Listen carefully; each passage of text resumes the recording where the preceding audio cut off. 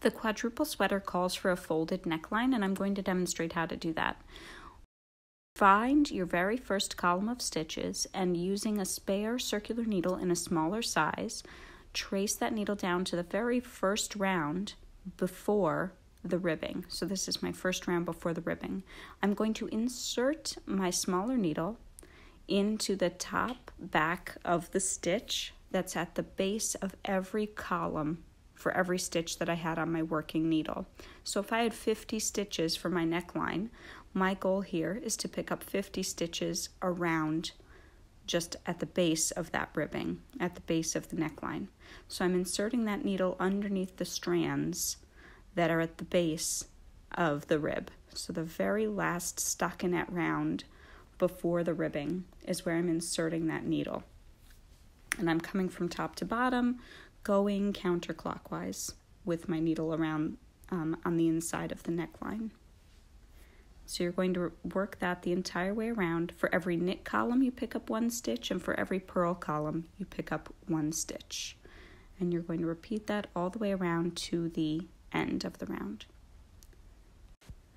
Certainly, there's a little bit of adjusting and turning you have to do. The longer your circular needle here for this pickup, the better, because you'll be able to rest a lot of those stitches on the cord of your needle and have a bit more flexibility. So as I'm coming towards the end here, you just have to slow down a bit to make sure you catch really that last stitch, because sometimes the jog at the beginning of the round can be a little abrupt. So you want to make sure that you've caught the very last stitch. So here I have half of my stitches on this spare circular needle, the small one, on the inside of the neckline, and I have half of my stitches on the outside of the neckline, just as I'm showing. Okay, so what you're going to do is hold your working yarn as you would for knitting, and I'm going to sandwich my working needle together with the pickup needle with the stitches on the interior. So I've folded the neckline together. For the 3 needle bind off with my right hand needle, I'm going to knit into the first stitch on each of the 2 left hand needles, knit them together and take them off the needle, and then repeat that for the next stitch at the top of each needle.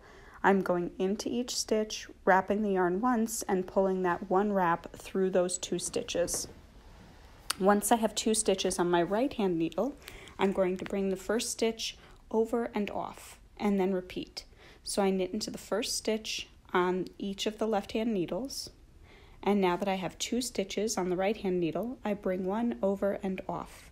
And so you're going to repeat that for a 3 needle bind off. That's a traditional 3 needle bind off. It can get a little bit tight, so if you happen to be a tight knitter, or just by the nature of the sweater, it's tricky to bind off loosely because the yarn is knit so loftily and so loosely that it's actually tricky to bind off where this will be flexible. So in a moment, I will show you how to work an elastic 3 needle bind off. So it's a combination of an elastic bind off with the traditional 3 needle bind off that we're seeing here. And that will help give you a little bit more stretch. For my sweater, here we go. I'm doing it right now. So insert your needle into the first 2 stitches, same as the 3 needle bind off. I've got 2 stitches on the left needle. On the right needle. I'm going to insert my left needle into them, wrap the yarn around, and knit them together. So let me show you that again. Knit into the first 2 stitches on the left hand needles, and then take them off of the needle. Insert the left hand needle from left to right into the 2 stitches that are on the right hand needle and knit them together. And then do that again. So here I've worked into the first stitch on each needle. I'm going to get them off of the needles. Then I'm going to insert my left hand needle into the front of the 2 stitches here, knit them together, and you can see just how much more flexible and elastic that part of the bind off is. So for this neckline, you can decide to do all of your stitches with the elastic bind off if you prefer to have an open, more flexible neckline. You could do everything with the 3 needle bind off and just make sure it goes over your head, or you can do what I did and work a combination of the 2. So some of the stitches can be done with a 3-needle bind off, some can be done with a 3-needle elastic bind off. Across the back neck, I did a regular 3-needle bind off, and then I did the elastic bind off around the front neck. Here I am at the last stitch.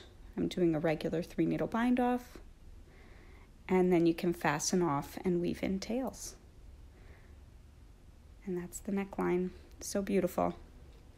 Happy knitting.